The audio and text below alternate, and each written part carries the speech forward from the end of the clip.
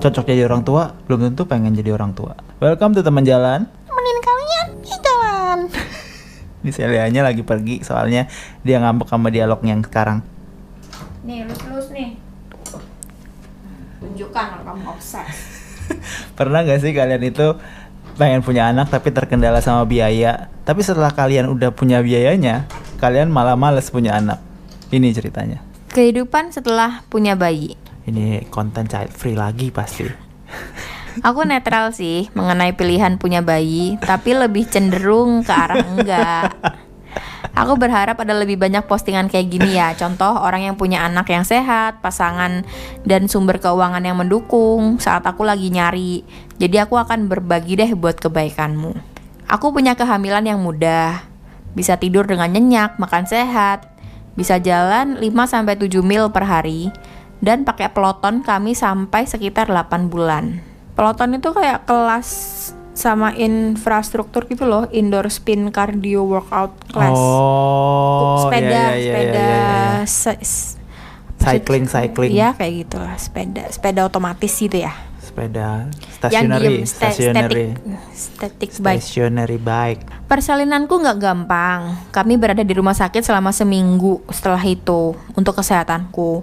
Tapi persalinannya sih nggak seburuk yang aku bayangin ya. Dan proses penyembuhannya juga berjalan dengan lancar dan dilaksanakan dengan baik. Kami punya bayi yang nggak rewel. Dia senang dan jarang nangis. Terlepas dari periode rewel, tapi nggak teratur sih, selama 15-60 menit lah per hari. Kalau dia lagi nggak terlalu lelah. Dia bahkan berhenti nangis, seperti waktu popoknya basah, dan waktu aku gantiin popoknya, dan waktu dia lapar dan kami makein celemek ke dia. Dia konsisten tidur, lebih dari 6 jam setiap malam, waktu udah usia 8 minggu. Dia sering banget senyum, suka dipeluk, dan orang asing pun kadang suka ngeberhentiin gitu loh, untuk bilang betapa lucunya dan sopannya dia. Kami mampu ngasih akomodasi, termasuk tempat penitipan anak yang bagus, pengasuh di malam hari yang datang seminggu sekali, dan pembantu yang bakal datang di saat kami pengen berkencan. Di saat kami pengen ngedate. Kami punya 4 kamar mandi, punya semuanya di perumahan kami, dan punya teman yang suka ngebantu tanpa diminta.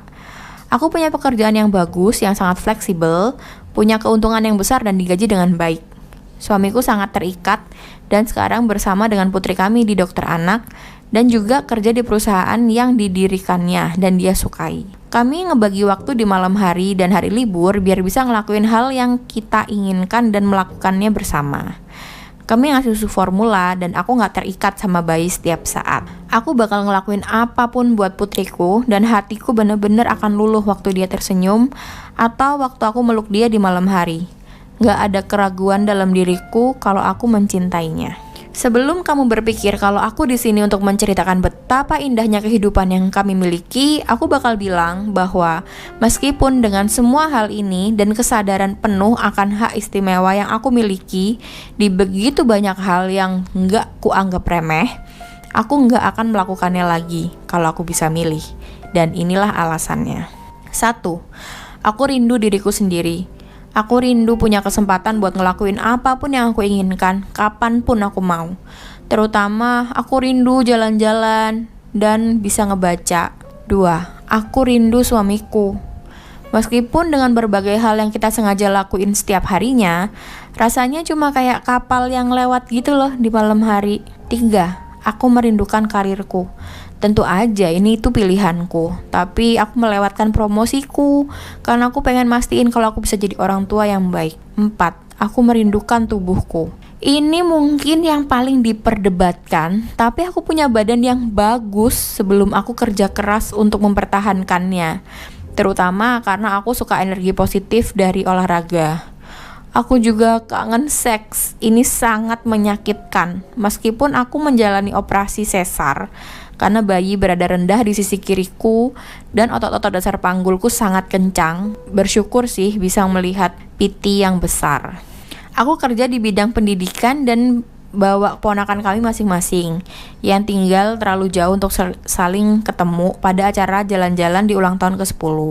Jadi aku bisa memenuhi interaksi dengan anak-anak dan pekerjaan yang kuharap bisa bikin perbedaan sebelum ada bayi. Kami umur 40 tahun, berpendidikan baik, tinggal di perkotaan, dan bisa dianggap golongan menengah ke atas. Kami menikah 12 tahun sebelum ada bayi, dan kami udah bersama selama 17 tahun. Suami sangat menginginkan anak lebih dari aku. Secara keseimbangan, aku yakin kalau aku akan ngeliat lagi ke belakang suatu saat nanti dan ngerasa senang untuk punya anak.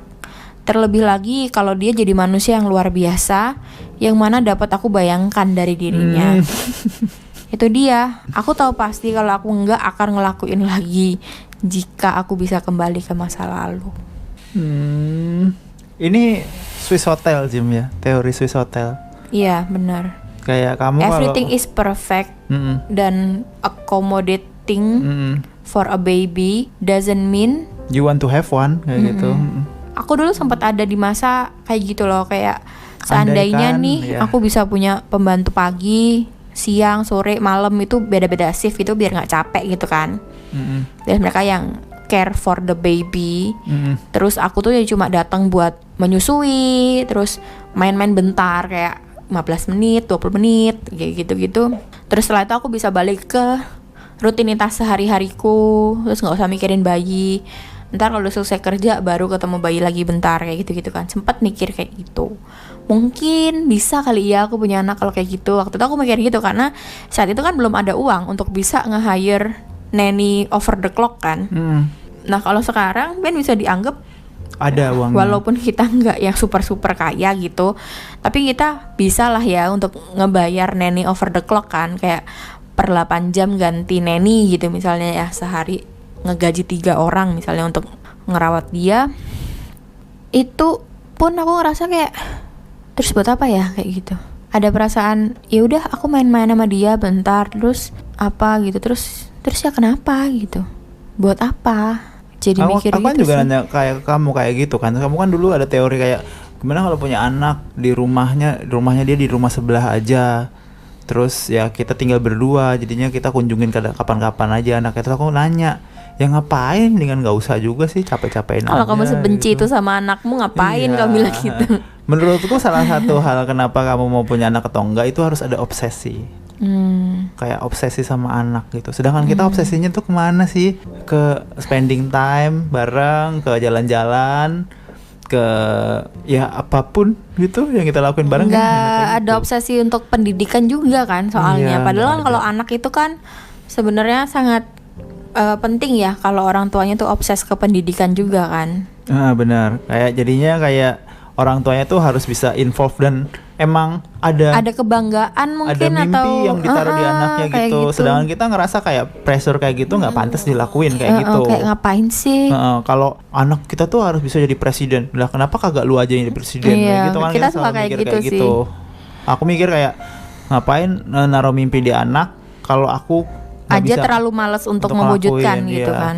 Aku dulu sempet sih mikir kayak kita kan suka banget nonton dan nonton tuh kan suaranya pasti kenceng. Iya. Dan itu bakal ngebangunin anak tuh anak tuh bakal nangis gitu kan. Makanya aku bilang ke kamu, gimana kalau ntar kita punya 2 rumah, anaknya tuh tinggal di rumah yang satunya, jadi dia kan nggak keganggu juga. Terus dia dirawat sama neni kayak gitu. Terus kita bisa nonton, bisa makan, bisa apa. Tapi makin dewasa, aku menyadari bahwa nggak akan bisa kayak gitu itu. Karena kayak tetap bakal kerasa bebannya itu lebih ke bukan fisiknya itu tadi kan, tapi beban secara mentalnya gitu loh, development anak ini. Karena kamu bertanggung jawab banget kalau dia sampai speech delay, atau kalau sampai dia nggak bisa gaul, atau sampai dia nggak paham gurunya tuh ngomong apa, terus dia ketinggalan di kelas segala macam. Itu semua kan tanggung jawab kita, bukan sekedar tentang kita mau ada orang lain apa enggak di rumah kita aja gitu loh. Tapi tanggung jawab yang sangat besar ke depannya. Kita kayak gitu. harus bisa paving jalan paling enggak buat Iya, dia biar benar. bisa hidup mandiri kayak gitu Iya. kan. Dan makin lama, makin masa depan nanti paving jalan ini makin berat. Iya, Karena benar. persaingan makin banyak, jumlah orang makin banyak. Dan kayak pertanyaan di kepalaku tuh selalu and what for kayak Iya. gitu. Kalau buat orang-orang yang suka ya mungkin bisa yang jawab itu kan. Kayak teman dekatku aja dia bilang, justru aku tuh memandang anak, kata dia, aku memandang anak, aku ngeliat struggle-nya dalam merawat anak. Justru disitulah poinnya. Aku suka struggle-nya, I'm in love with the struggling, kata dia gitu. Justru kalau misalnya hidupku nih tiba-tiba nggak ada anak nih, aku tuh ngerasa Terus buat apa aku capek-capek kerja? Buat apa aku capek-capek berusaha buat bikin hidup yang lebih baik? Aku nggak ada pikiran buat hidup lebih baik untuk diriku sendiri, kata dia kayak gitu. Jadi kata dia, daripada aku capek-capek buat nggak jelas, nggak ada apa-apa, yang mending aku diem, tiduran sampai mati, udah, kata dia gitu. Bener-bener, udah, aku nggak ngerti sebenarnya, tapi aku masih nggak ngerti juga perasaan dia beneran kayak gitu atau cuma gara-gara dia udah kelamaan jadi seorang ibu sampai dia melupakan dirinya sendiri. Kalau aku ngerasanya dia itu obses sama anaknya, itu ya obses, ada obsesi tersendiri untuk merawat anaknya itu, dan itu menurutku yang harus dimiliki orang tua, ya obsesi itu yang kita nggak punya sama sekali. Dan ya, tapi menurutmu dia bener bakal, kalau kamu obsesimu dicabut gimana? Kayak gitu hal yang baik apa enggak sih? Tapi obsesinya tuh pada sesuatu yang lain gitu loh. Obsesi itu namanya sesuatu obsesi. yang kamu nggak bisa kontrol problemnya. Kalau obsesimu sama dirimu sendiri misalnya ya, aku pengen secantik selebgram ini misalnya itu kayak kan gitu. Gak baik. Itu kan paling nggak dirimu sendiri kan. Kayak ada apa-apanya sama dirimu kan, kamu ketabrak, kamu apa ya, salahmu sendiri gitu kan. Iya benar. Tapi kalau anak, kamu obses ke anak, tapi ternyata turn out nggak sesuai sama keinginan kita kayak gitu kan. Iya. Ya itulah kenapa orang tua banyak yang hubungannya retak sama anak cuma gara-gara anak itu nggak sesuai sama keinginan orang tua gitu kan. Makanya maksudku tuh aku mempertanyakan kan, menurutmu kan harusnya semua orang tua tuh punya obsesi gitu kan ke anaknya. Cuman aku mikir, apakah itu hal yang sehat kayak gitu loh. Aku ngerasa kayak kalau kamu mau punya itu kamu harus obses, tapi apakah obsesi itu sehat? Itu enggak kayak gitu. Berarti orang yang sehat nggak punya anak dong kayak gitu. Kesimpulan yang bagus. Iya, menurutku kayak gitu. Kalau kamu healthy amount of obsession. Soalnya kalau aku lebih percaya gini sih, semua orang sebelum jadi orang tua itu adalah jadi dirinya dia sendiri. Jadi ketika kamu sama dirimu sendiri, kamu tahu impian ke depanmu apa, mau apa, butuh apa, kamu coba penuhi. Terus kamu jadi orang tua itu kamu nambah peran, bukan berubah peran, menurutku sih gitu. Jadi kalau kamu jadi orang tua, kamu ngerawat anak segala macam, itu ya dalam kompartemen anak, kamu sebagai orang tua ke anakmu kayak gitu. Bukan berarti kalau anakmu ada apa-apa terus kamu tidur sampai mati gitu, enggak gitu loh. Emang cuma berkurang aja kompartemennya, bertanggung jawabnya dan kebahagiaannya berkurang. Tapi kamu tetap harus go on with your life atas dirimu sendiri. Maksudku nggak sehat banget, menurutku nggak sehat banget kalau kamu menggantungkan hidupmu ke anak ini yang bahkan kamu juga nggak tahu dia bakal ada di tangan terus. Nggak semua orang kayak gitu. Semua orang tua yang anaknya meninggal pada sakit ya, pada hancur hidupnya. Tapi nggak semua anak yang orang tuanya meninggal kayak gitu. Yang kita lihat kan sembuhnya orang tua dari berkabung kehilangan anak itu kan.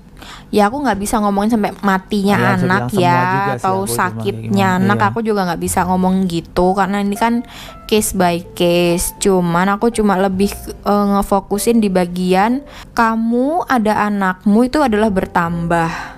Jadi ketika anakmu itu ditarik dari kamu, itu kamu tidak berkurang gitu sih.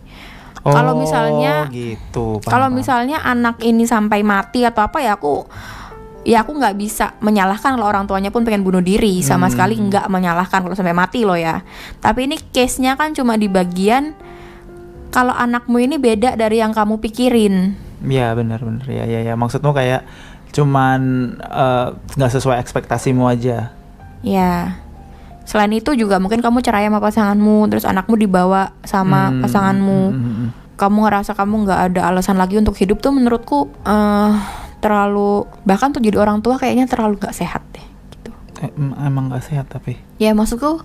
Kalau kamu kan berharap pada the perfect world orang tua kan? Nggak perfect world juga sih. Iya ya, kamu berharap kayak kamu ada. Jadi ada orang yang bisa menyeimbangkan antara porsi dia sebagai seorang manusia pribadi sama porsi dia sebagai seorang orang tua. Jangan sampai kehilangan dirimu sendiri. Saat kamu lagi menjalani sebagai orang tua, kamu lupa kalau kamu pribadi itu kamu ini kayak gitu. Kamu pernah ketemu orang tua yang nggak ngomongin anaknya gitu? Enggak. Ya makanya kayak orang tua itu soalnya adalah anak itu menurutku juga bentuk dari salah satu kepribadiannya. Jadi kayak ada orang tua yang beneran masih mikirin soal bisnisnya dia, ada orang tua yang masih mikirin soal bandnya dia, ada orang tua yang masih mikirin soal ini, kayak itu partnya dia gitu loh misalnya. aku ngerasanya kayak obsesinya ke anak itu kan pasti nggak segede itu gitu kan, nggak segede yang aku tanam di awal kayak gitu. Tapi orang-orang kayak gitu biasanya dianggap sebagai orang tua yang nggak hadir, ya nggak sih? Sedih banget juga.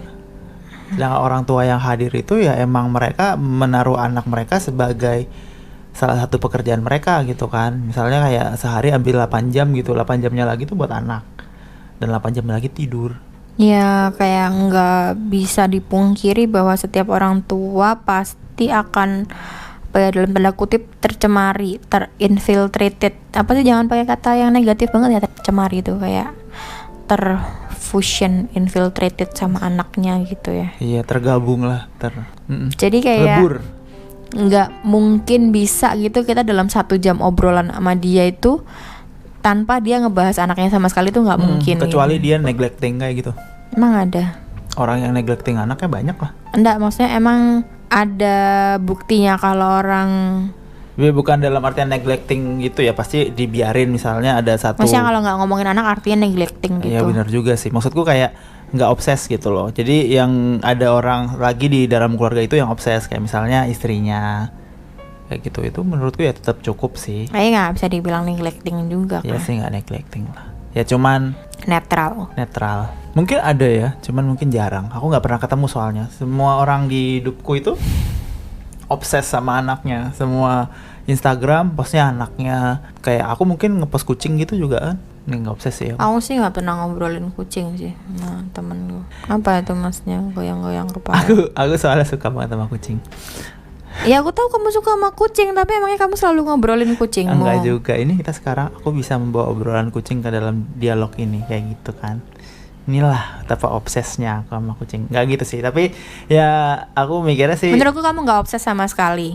Kamu ya aku suruh buat ngajak main Uban. Ini ajak main buat dia lompat-lompat, kamu nggak mau. Kamu aku suruh ngajak main si Pink, juga nggak mau. Padahal Pinknya happy banget tiap main itu. Tapi kamu kayak 15 menit dalam sehari aja nggak mau. You are not obsessed. Kok neglecting kucing? Ya. Untung Kamu ada. aku suruh pakein mereka baju aja tiap pagi, nggak kamu pakein sampai seminggu, lupa. Tiap siang lupa, sore Dua lupa. hari doang. Hari Sabtu sama hari Minggu. Astaga, bilangnya sampai seminggu. Hari Sabtu Ya pokoknya sama hari sering, Minggu. maksudnya tuh nggak nyampe seminggu mereka bisa pakai baju. Sering banget nggak pakai baju. Hari Sabtu sama Nggak hari usah Minggu sosok kasih. obses menyamakan kamu tuh sama kayak orang tua di luaran sana yang obses ke anak-anak. No, you're not. You're not. Iya. Parents, aku ngerti perasaan kalian. Iya. No, you're not. You're not obsessed at all. Kamu aja nggak peduli sama mereka kok. Peduli banget aku. Sekarang mereka di mana ya? Udahan, mic drop. Segitu aja dari kita. Bye bye. Bikin judul dulu. Ya, kamu aja. Ini tadi ngomongin apa sih, Jem? Lupa aku.